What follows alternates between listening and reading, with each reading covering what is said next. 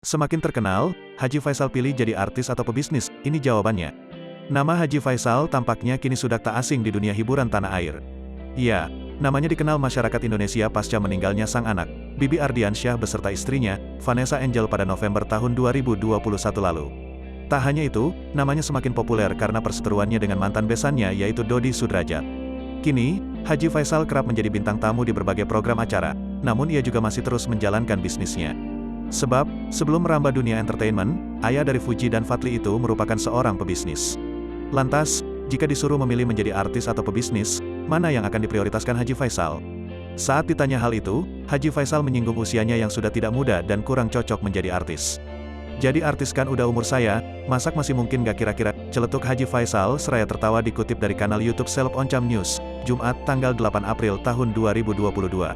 Lebih lanjut, Faisal meluruskan pernyataannya secara bijak. Ia enggan sesumbar mengenai targetnya.